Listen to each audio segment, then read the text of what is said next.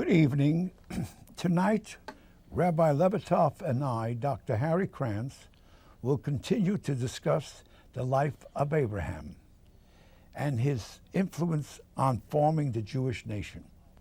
In order to relate the history of what happened during the life of Abraham, we must follow the stories as written in the Torah. After the covenant of circumcision, we have the episode of fulfillment and the episode of the visitors, which will be discussed at this session in the life of Abraham and his family. Rabbi, will you now please go into detail on these particular episodes and give us a further explanation? Sure. Dr. Harry, thank you very much. We're continuing now the story of Avraham and Abraham. Avram, in fact, until now his name is Avram, and he is 99 years old. I mean, there was a little story here before about Hagar and Ishmael, but now he's 99 years old and he still doesn't have any children. God reveals himself and says to him, "I am God. Go in front of me and be complete." And what it's implying is that till now you're not complete. Now we're talking about Abraham, who is totally dedicated to God. In fact, I don't know if we discussed the whole story, which is common knowledge by kids who go to Hebrew school, but many of the viewers, I'm sure, didn't hear the story, that Abraham had actually a test before even it's written in the Torah, and it was a life-threatening test. It wasn't just a test where God tells him to leave and so on, but actually he was, what happened was he took his father's statues and broke them apart. Do you remember that story? Yes, yeah. Basically, I don't know if we discussed it yet. I don't know, but we may as well. It's okay, let's go over it again, because actually the time we were discussing is Torah, we keep in the Torah going over and over and over again, right? We'll never cease. We'll never cease to go on. The story is that Abraham, as a child, realizes he starts looking around what made everything, and he's a very smart child, and he starts looking around and he sees that there's these two balls in the sky. Each one, first he sees the sun. He says, "Oh, that's the one that's creating everything and giving everything life, and that's who created the world." He says he sees this big palace. There must be an owner to this palace, a creator to this palace, someone who built it. And it's very common to us. We look at a building and we're not going to say, "Oh, well, it probably fell off the sky," or it was by Big Bang or something. Someone did it. Someone put it together. Some architect. We want to know who it is if it's such a beautiful thing. And he looks around the world, and his curiosity takes him to thinking there must be a creator, one who creates everything. And he realizes that's not the sun, because at night the sun goes away. He sees the moon. It's not the moon, because the next day the sun is not there. The sun is there, the moon is not there. It's impossible to be both. So he philosophizes, and there's many. I'll tell you right now that there's many opinions in the Medrash, in the stories of Abraham when he exactly realized his creator. One says 3, one says, I think it goes as far as 48. When he was 48 years old, that's when he realized. So he comes to the conclusion that there's only one God, and therefore he has to thank God and he goes back basically to creation. So God comes and reveals himself afterwards. He says, yes, it's like the owner of that building says, "I am the one who created the building." So he talks to him, and so basically Abraham goes around. Avram makes it a mission in life to go around, and so as a child, if the story is with the child, is that as a child he sees his father was actually the opposite. He was selling all sorts of idols. So he comes in, one day his father leaves town, and he leaves Avram to babysit, to watch his idols. And there's some customers coming, and they're putting down some food in front of the idols, and they want to buy some idols, and he starts talking them out of it. What are you doing? It's pieces of metal, pieces of wood. What's the story here? And they know. Anyway, so he decides to smash them all up. He smashes them all up, except one, the greatest one. He puts the hammer in his hand, the axe in his hand, and he says, when his father comes home, he says, "What's going on? What happened?" He says, "Well, I don't know. They got into a big fight. Someone brought some food, and they got into a big fight, and the biggest one won. He chopped everyone up." So the father said, "It's ridiculous." He says, "If that's ridiculous, then the whole worshiping the idols is they can't protect themselves. How are they going to protect the world? How are they going to?" So his father gets really upset, and he goes to the king Nimrod. Nimrod was this wicked king, and he complains to him. Nimrod takes him, and Nimrod also thought of himself as an idol, as a god. So he wants him to come and bow down and to him, to his idol, whatever. And he says no. So he refuses. So he says, "Okay, so if not, we'll take you out in public, and we'll burn you alive. We'll put you into a burning oven." So there's a big to-do. I mean, they're getting ready. This big fire. I think it was even years and years of a real hot that people couldn't even get close to that fire. And Abraham is ready to die. I mean, he's all totally devoted to God, to Hashem, and says, "If I have to die for this belief, that's fine. I mean, I'm ready. This is my life. My life is God, and if I have to die to sanctify His name, it's called Kiddush Hashem, sanctifying God's name, I'll do it." On the other hand, his brother, who was like didn't believe, Haran, got up, and in his mind he said, "Well, if Abraham will be saved, if my brother will be saved, I'll say I also believe in that. If he's not saved, then I'll say no." So what happened was Abraham, when he was thrown into the oven, God made it a miracle that he should walk around as if nothing is touching him. He was fireproof, basically fireproof, and he was walking around like in the garden, till finally the king called him out, and he was saved by a miracle. His brother, who relied on the miracle, they put him into the fire, and he died right on the spot. So it's mentioned in the Torah that he died. It doesn't say exactly how, and it doesn't even mention the whole story, only in a hint. The Torah hints to it, alludes to it. So this dedication that Abraham had to spread God's name was this was his mission in life. Now, the question is, did Abraham want to die for God, or he was ready to die for God? And that contrasts with Rabbi Akiva. We mentioned months ago, we spoke about Rabbi Akiva and his students in another story. Rabbi Akiva was many generations later. He was a big scholar, and he, at old age, the Romans took him and basically scratched his body apart. I mean, with combs. They combed his body to death. And as he's sitting there, he's smiling and he's all happy. And his students say, "What's going on? I mean, they're basically killing you, and it's torture." He said, "No, all my life I was waiting for this moment. All my life I said what it says in the Shema. It says, 'Hear, O Israel, God is one.' And then it says, 'And love your God with all your with all your heart, with all your soul.'"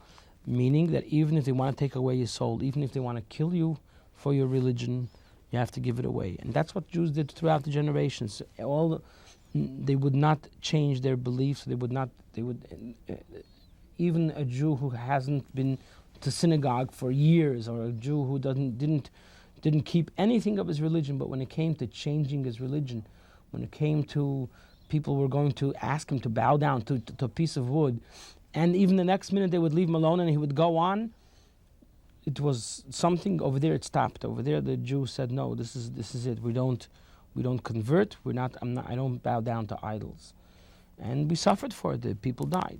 So Rabbi Akiva said, "This is this is what I want. This is what I was waiting for all my life. How are you going to say that I should be upset?" So this contrasts really with with Abraham, because Abraham's life was not. Some people had their thing.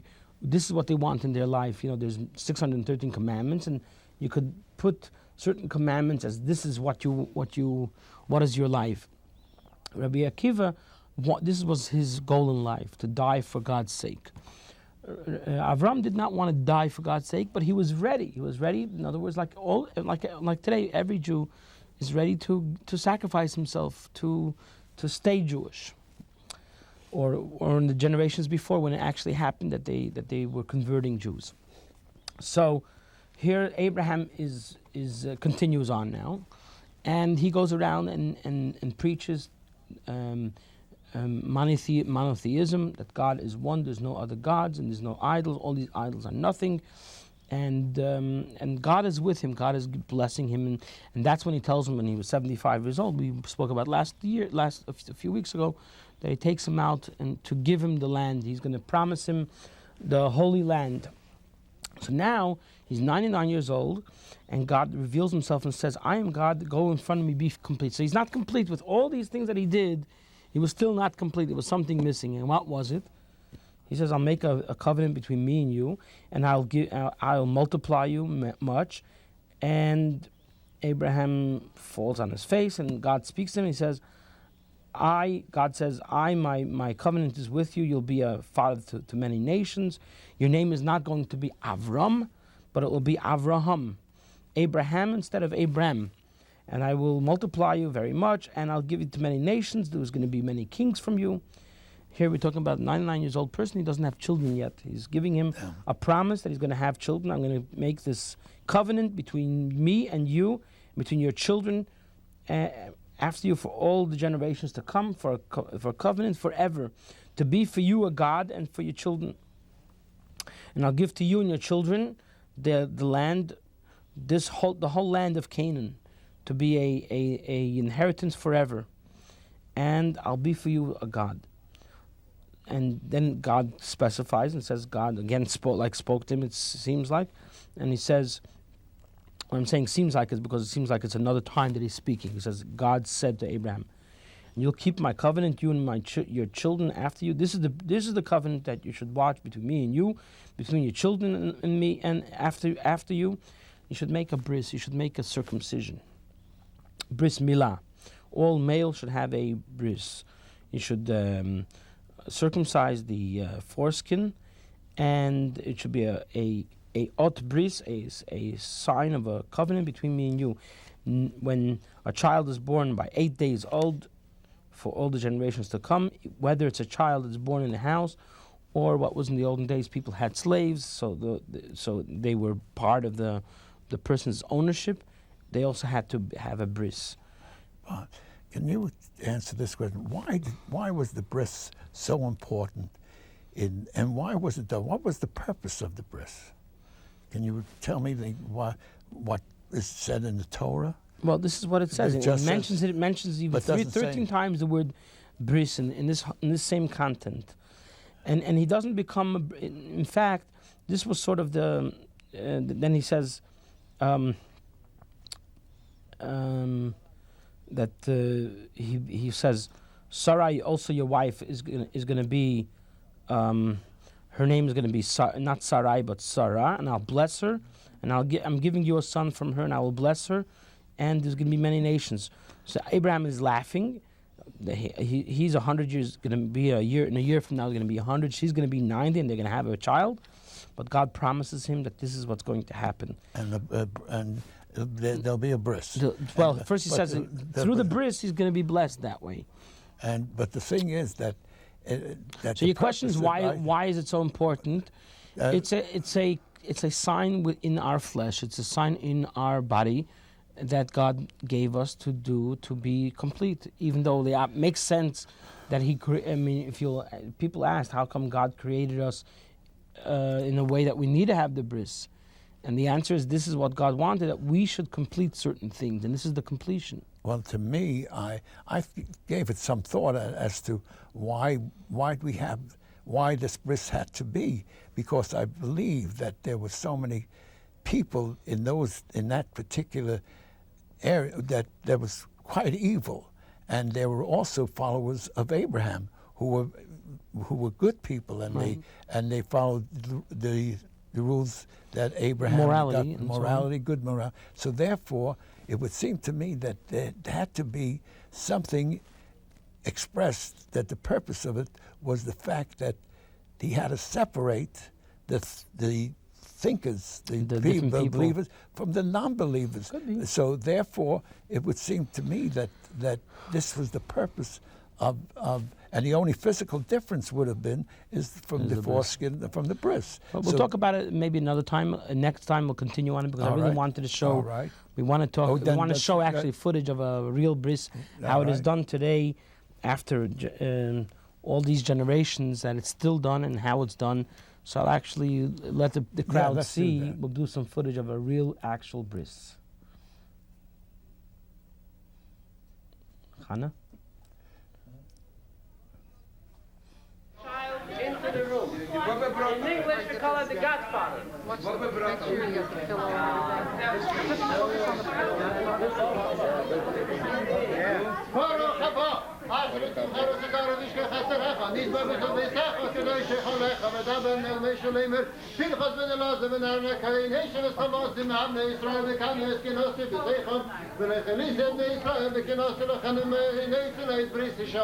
The Mashgiach, the Shmuel Kachman is honored, the Kisa Shel Eliyahu, put a child in the chair of Elijah the angel.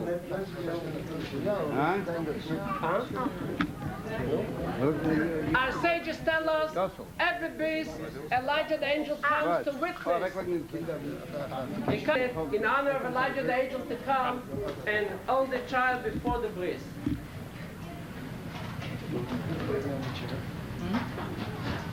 זה הכיסא של אליהו זכו לטוב לישוס וכביתה דינוי סיברתי לישוס חדינוי מתוויסך זיסי אליהו מלאך הבריסי נשלוח לפניך המועיד על ימיני ושמחני סוסוניך למרסך כמית לשאול רב שאולם רב להביס רסך ואילו ממכשל אשרי תבחר וסקר בשכך חסרך נתבוא בתוך ביתך כדי שחולך.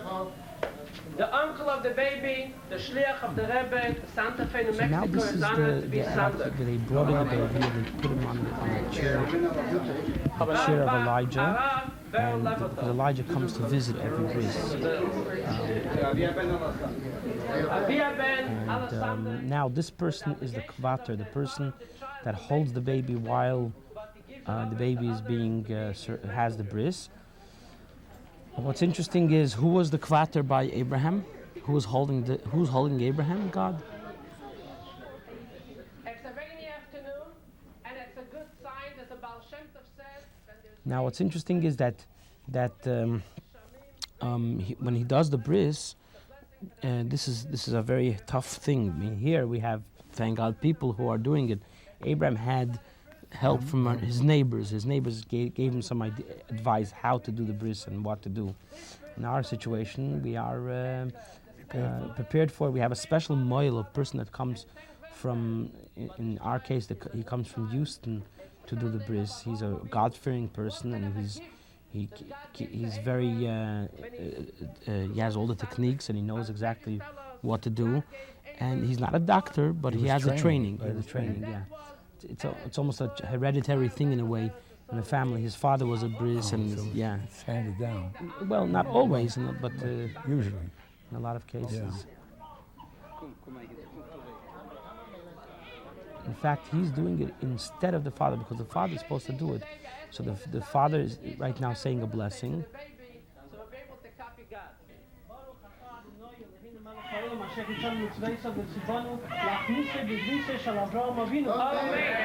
Everybody together. Yosef שנכנס לברית. כן, ייכנס לתורה ולחוקות ולמעשים טובים. Dr. Soren is honored to pick up the child You can from see the in seconds he Sunday. does the cutting, and he also sucks out a little bit of the blood, so it shouldn't be dangerous.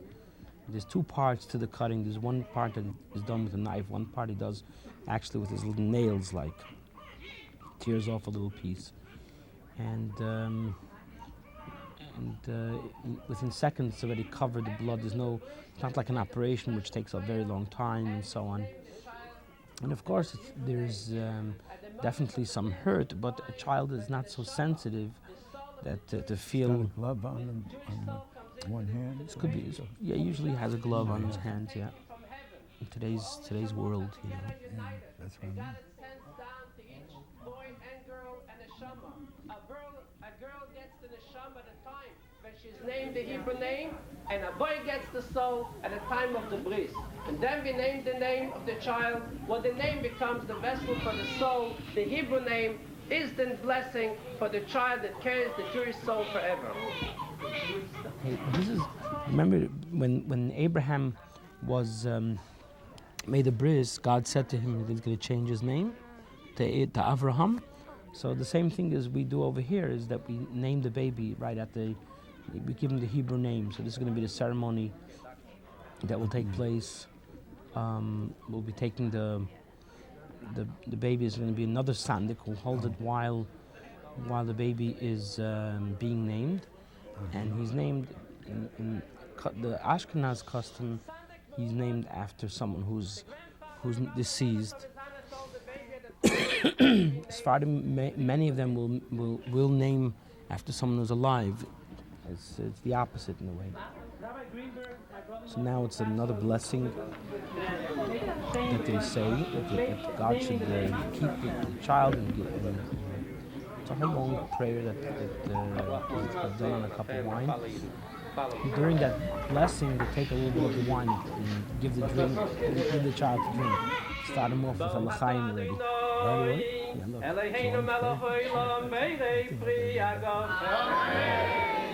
Baruch atah Adonai, Eloheinu melech haolam, asher kiddush edim mibeten, v'chayk v'sheres som, v'tzetzot chosam v'yez bris kodesh, al kein v'schazes, eil chayich l'keinu tzorenu tzivalat, l'didus sherenu mishachas, למען בריס אשר שם מבשרנו, ברוך אתה אדוני, קיירס הבריס.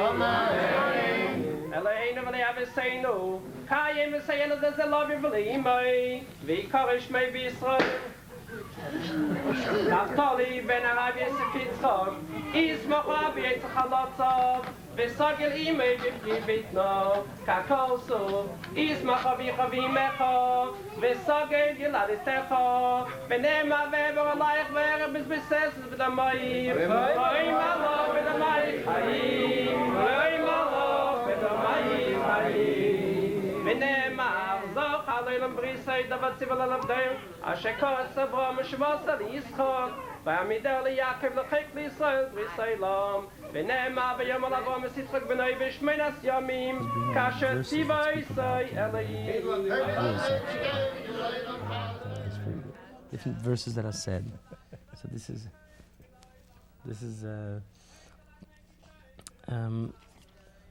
what we're discussing now. All the different verses about the bris. What's interesting is that, like I said before, that a bris is a celebration. It's not just an operation. Not only that, but later on you'll see we're going to have a little footage also how people are eating. This is a celebration. This is we say l'chaim, we sing, and we, it could be in some cases it could be a whole dancing and a whole fancy hall and so on and so forth. The minimum people that have to be by a bris is basically the moil and the father. Doesn't have to be. It doesn't have to be any more. Here's from the celebration from the meal. It's a mitzvah to eat from the meal, actually. Some people take home a little bit also. It gives them extra food, extra blessings. Extra blessings. There's also a cake that someone made I'm getting hungry already. Yeah. So the celebration is held. Actually, the bris is held sometimes in a shul, in a synagogue, and sometimes it's at home. It's not done in a hospital usually. I mean, I know in the past sometimes it was held in a hospital because they used to keep people in the hospital for a very long time. Now the question is, what happens if the child is not healthy? Do we make a bris, or do we risk his life?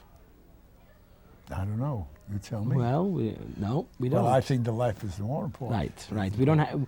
It's very, very important, but this is not something that we risk our life. In fact, what's interesting is that it is a scenario where you don't even make a bris altogether, where maybe you wait till he gets older, but if one child dies from a bris and another one dies from the bris, the brothers, so the third one, you don't make a bris on it. You don't take a chance. But generally speaking, there's many brises that are not on the 8th day. The 8th day is a proper day, and even on Shabbos, that you could do it even on Shabbos. But if it's not on the same day, if it's pushed off for whatever reason, then it can't be done on Shabbos, and you have to wait already till Sunday or whatever. Have they got any statistics if there were any of the babies dying from a bris? Apparently in the Talmud there is, because they say if the brothers died from a bris. In today's, from what I hear, is that there was hardly any cases of malpractice or so on. I mean, the models know what they're doing, and the first thing they ask is if the jaundice is, if it's not yellow, even if it's a smaller baby, but if the child is, let's say, born early, or has jaundice, where it's yellow and so on, so we postpone the bris. At any question, you postpone the bris. It's better to wait than to be sorry. Naming is a part of it, and remember that Elijah visits the bris. That's a story that takes place in the scriptures. There's a story that Eliyahu, who went up in a fiery wagon up in heaven. So he's today what we call a person, an angel. He's a Malach HaBris. He's Elijah the prophet. He went up, and he could appear to different people in different ways. He's we prepare a cup of wine for him by the Seder. He never died, and he's not. And he could do things. He could be in different places, different times. Spiritually, he's spiritual, and he's sometimes, but he dresses himself as a person. Sometimes he'll come to people and teach them, and you never know. You might have met Eliyahu somewhere. You don't never know. It never reveals his name or anything. But sometimes he comes in a spiritual way where you don't even see anything. But people who are very spiritual could feel it. So by a bris, he comes. Why does he come? Because he was complaining to God, saying that the Jewish people are not keeping the covenant. So God said, "Why are you talking against my children?" And because of that, he promised him that he made him promise that he has to go to every bris. So Elijah said, "Look, I'm an angel. I'm spiritual. I'm going to go to the people, and they're sinners. I can't do that." So God said, "Okay, I'll forgive the moil his sins." So he said, "But if there's also the father." No, anyways, the bottom line is that everyone that comes to the bris, their sins are forgiven by the bris. What's interesting is that when it comes to a bris, we don't invite people to a bris. We notify them, because if you're invited and you don't come where Elijah is, it's not proper. So instead, we invite. Word of mouth. We invite, but we don't invite in a way of an invitation. We're notifying. I'm notifying you about the bris. Yeah. If you don't come, you don't come. Okay. Anyways, bris is a very, very important thing. And in fact, if you're Jewish and you didn't have a bris, there are brisin that they make for adults. You should contact me, and we could arrange it with a doctor, of course, in present, but also with a moil. And it's very important to do it. It's the covenant between us and God, and this goes back generations and generations. We'll discuss further. Converts. Converts before. I would like to have we'll talk next time. Yeah, we'd like to talk about that next time.